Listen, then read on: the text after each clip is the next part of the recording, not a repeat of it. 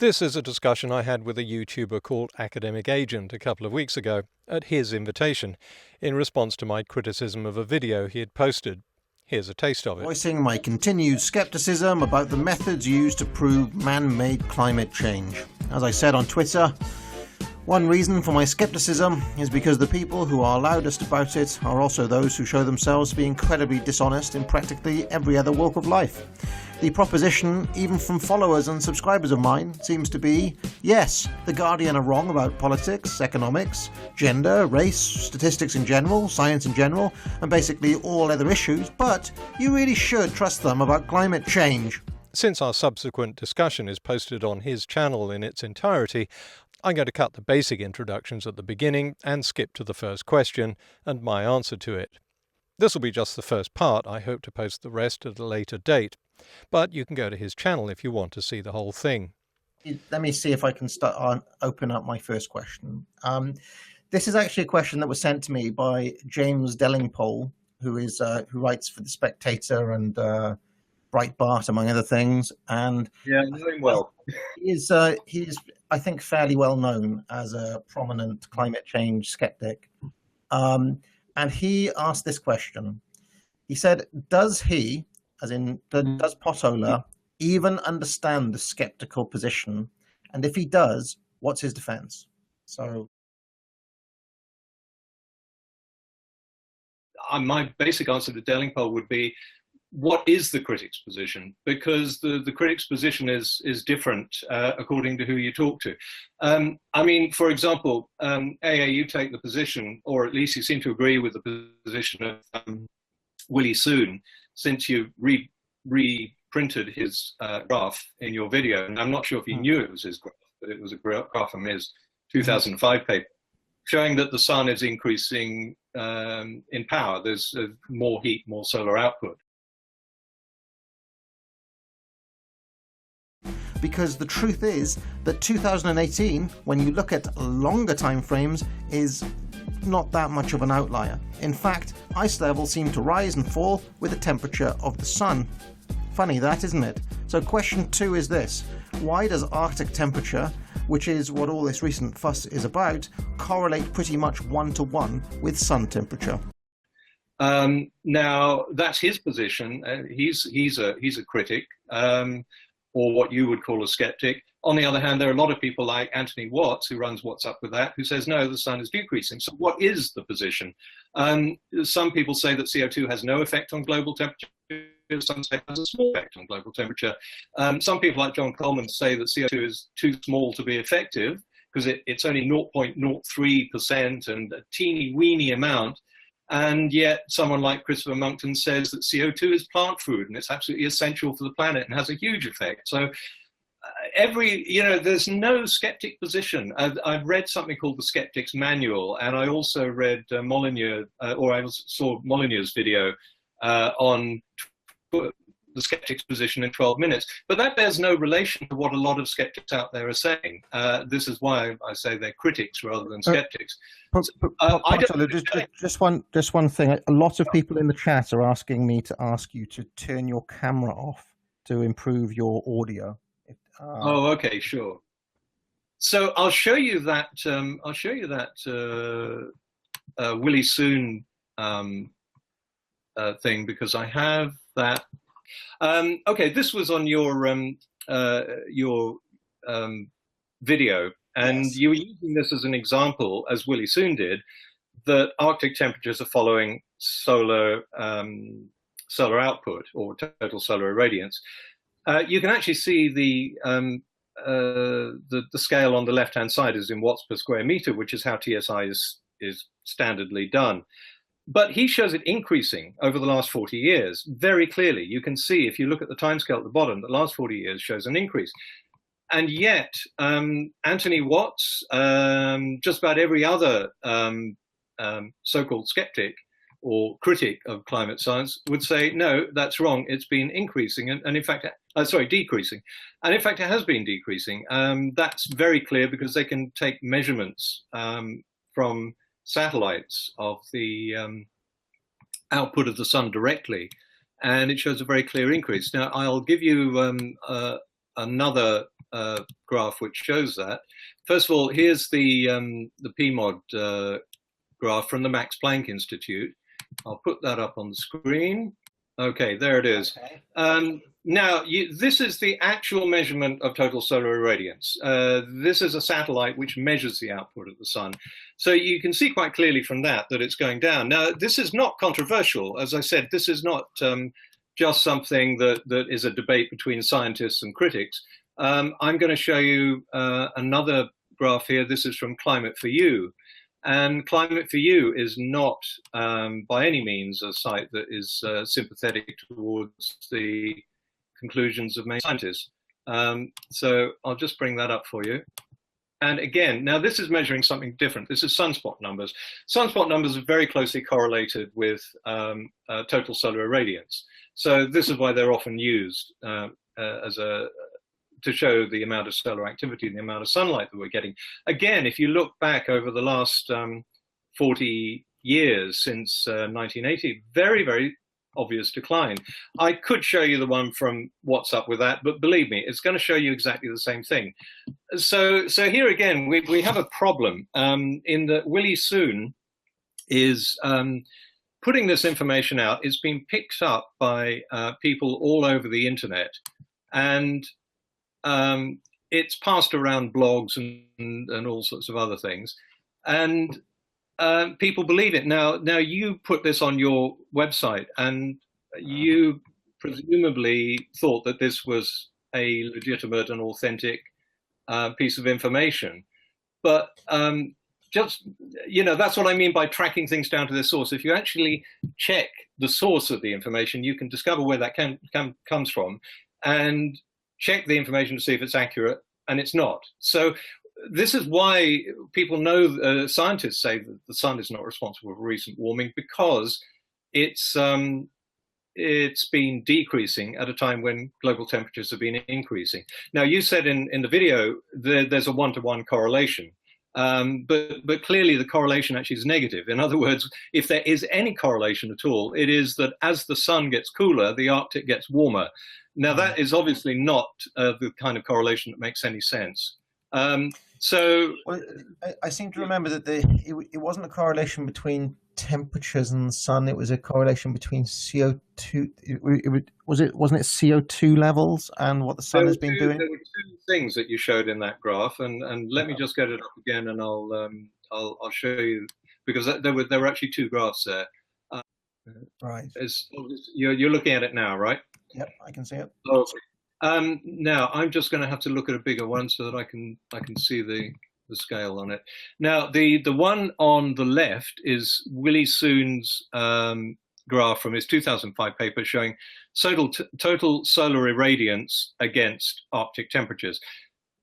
What he's showing there is Arctic temperatures going up since 1960, and fair enough. That's probably what the temperature record shows. I'm not sure. I think it was a record in Reykjavik he was taking or something, but we do know that Arctic temperatures have been rising. But alongside that, or superimposed on that, is a red line. Now that's in the left-hand graph, and the red line is showing total solar irradiance going up. Now, when you talk about trickery and skullduggery in statistics, he is showing an increase in solar irradiance which is not there in order to make it fit a temperature rise that is there. Now, on the right-hand side, the one you were referring to just now, here we've got carbon dioxide in the red line, and we've got Arctic temperatures in the grey in the background. And again, it looks as though there is no correlation, but there's, I don't know exactly where he's got these figures from. I hope he hasn't manipulated this to the extent that he manipulated the other one. But if we look at carbon dioxide levels in comparison to global temperatures, because when we talk about global warming, we are talking about global warming. There might be differences in Reykjavik that may not be impacted by carbon dioxide. There might be some local thing there to do with temperature measurements that I don't know about. I haven't looked into that graph, but what I'm saying is you can't take these things at face value. Since we had that discussion, I've checked the right-hand graph, and I can't see any problem with the Reykjavik temperature data or the CO2 data used. I think the problem was mine. I was probably misreading the timescale of the graph.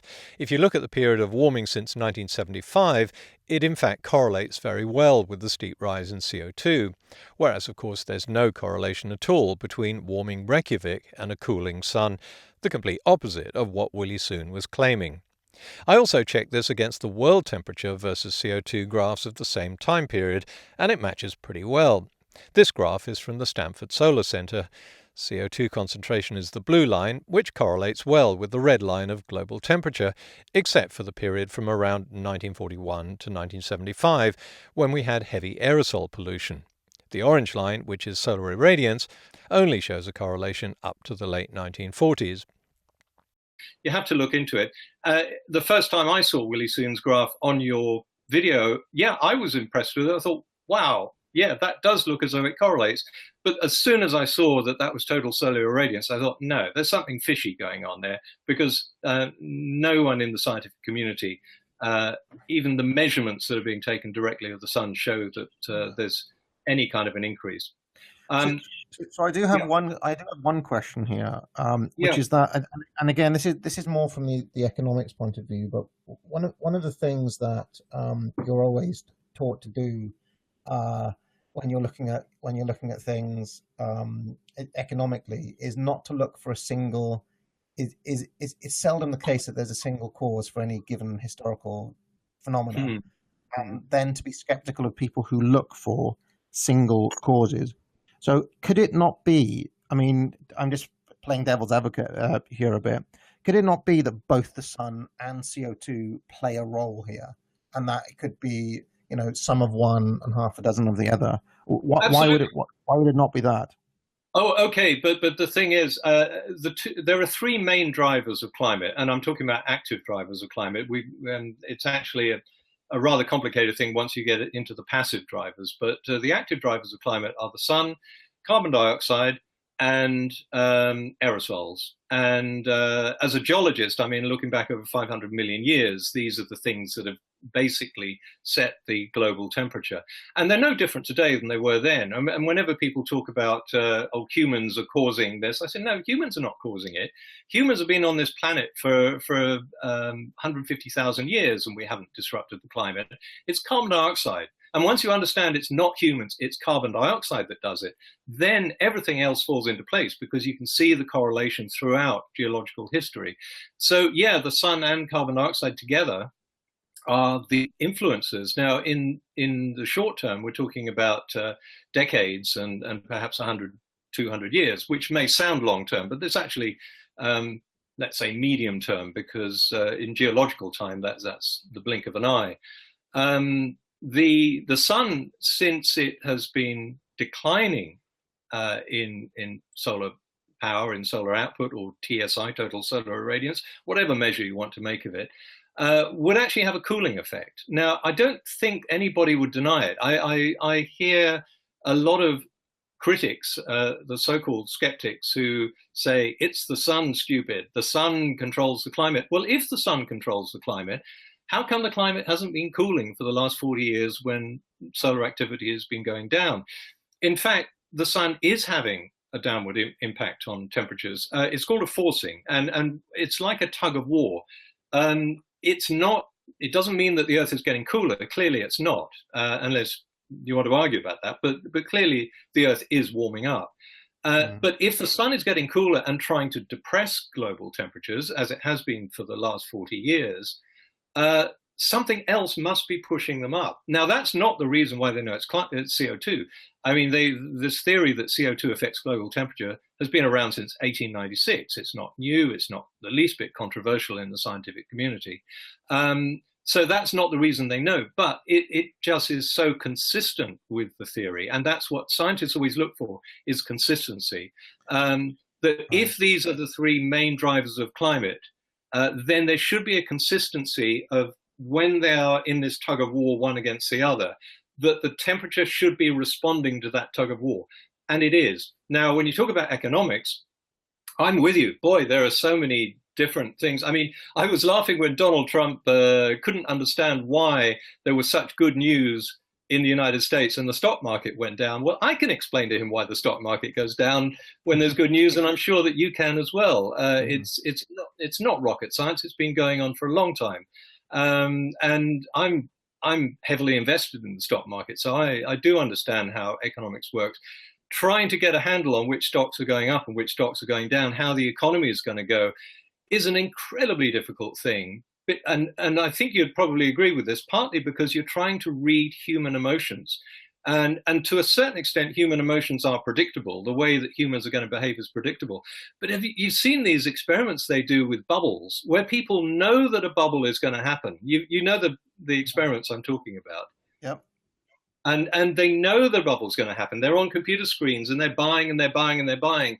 I mean, even though they know that what they are buying on the computer is now the purchase price is far more than what it's worth, and they know that the price is going to decline, they still create these bubbles. We have an amazing capacity for doing things that are totally illogical. But the wonderful thing about physics is, yes, you can have one thing that has such an effect. And the Earth is a very simple system when you look at things like energy in, energy out, because energy and temperature are directly correlated and directly related in a very simple equation.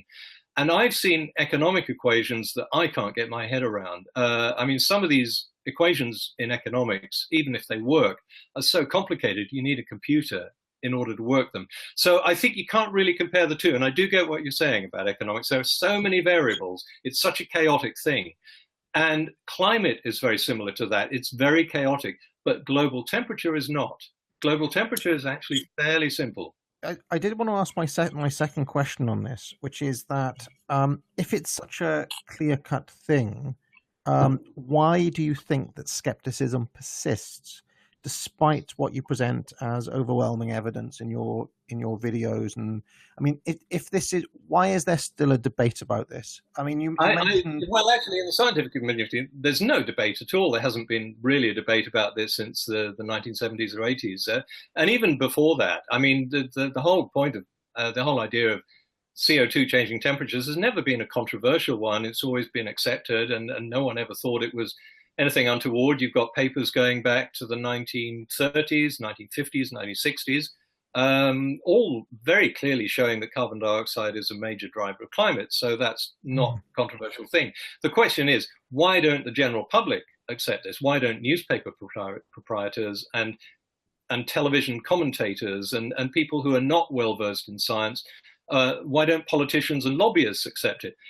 I do a lot of conversations with people, because this is a very interesting question for me. I'm always, I don't like to argue a lot with the people who come on my channel and post, although, okay, sometimes I do when they get very irritating. But I'm more interested in finding out why you don't accept this. And then what happens is they give me a statement which is clearly nonsense, which has come off the blogosphere, that I know where they got this stuff from. They just read it, they believe it, they copy it, and they paste it. And to me, that's the opposite of being skeptical. That's why I don't call these critics skeptics.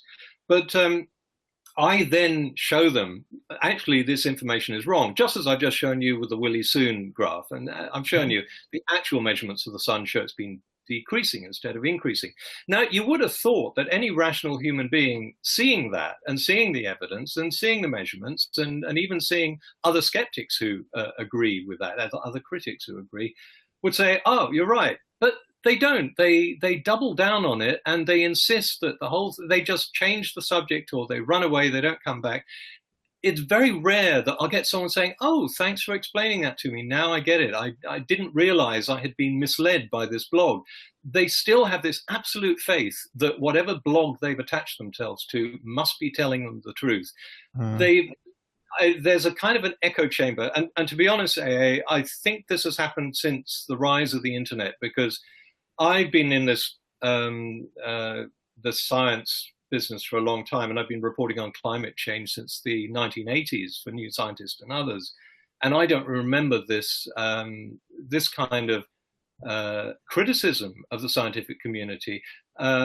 in such a vehement fashion. And it did happen to a certain extent with the ozone layer.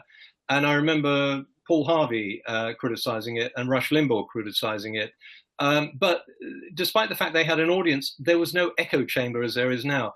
People now seem to be very attached to the blogs that they are convinced.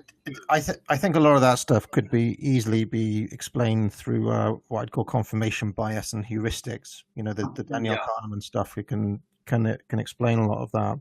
But I mean, there are still some questions that persist about this, because whenever I've asked people about this, one of the answers I'll get back is, well, you know, it's a vested interest. They have powerful lobby groups behind them.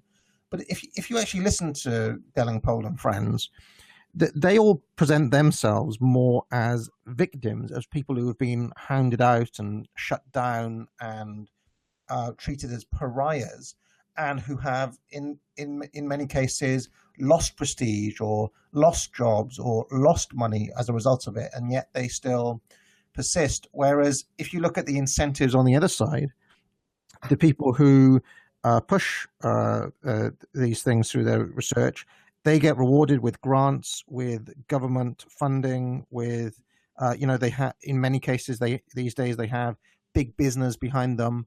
And one of the things that I thought about was, well, why does that happen? And I do wonder if even let's just grant that everything that you're saying is absolutely, as in there's no debate about the science.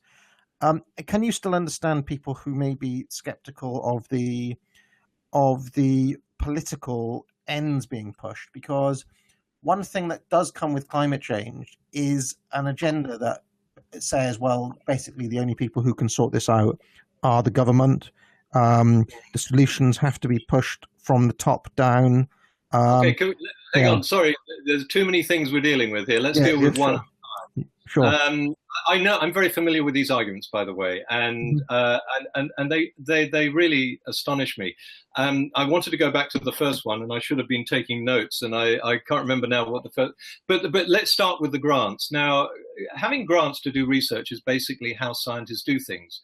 It doesn't matter whether you're an oceanographer or a climatologist or a geologist or a geophysicist or whatever field you're in. The reason people get into research is because they are incredibly interested in learning how the world works. I've interviewed hundreds of researchers over the last 30, 40 years, and one thing that they really share is a passion for finding out how things work.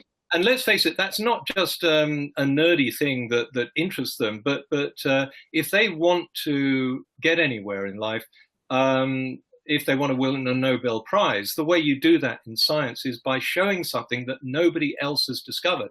You don't do it by repeating what everybody else has already done. This is what makes me laugh when people say, oh, they're just sort of towing the line. What they're desperate to do is actually show something different. And getting research grants doesn't mean that you then get loads of money to live a fantastic lifestyle. It's actually quite the opposite. The people that go in for research are normally the top of their class. You don't go and get a PhD if you're stupid.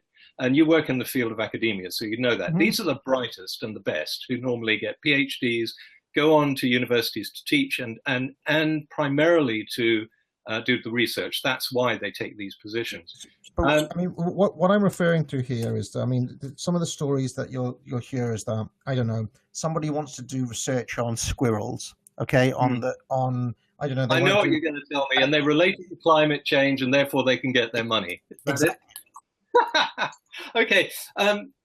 There's no surprise about the fact that as climate change becomes a more immediate problem, more research is going to be done on it. I'd like to know any field of science where that has not been the case. When HIV/AIDS came into the fore in the 70s and 80s, there was a huge amount of research went into that, not just in medical research, but in social science. There's a massive amount of research because it was a problem. When we had plate tectonics, now this is my field, when plate tectonics came up, and I did my degree a long time ago, plate tectonics was still basically in the hypothesis stage back then. once people understood that earthquakes were caused by these moving plates, a huge amount of money was spent on research. But this is done not to line the pockets of researchers. This is done for a very good reason. Because once you understand that earthquakes are caused by plate tectonics, they're not just faults that for some random reason are moving that we can't understand. We now understand the mechanism behind us. Then we need to really investigate this. And through all that research, we now have a much clearer understanding of where earthquakes will strike, when they might strike, and how big they might be. And as a result of that, engineers can then either retrofit buildings, or the building code can be changed in order to make buildings more secure against earthquakes.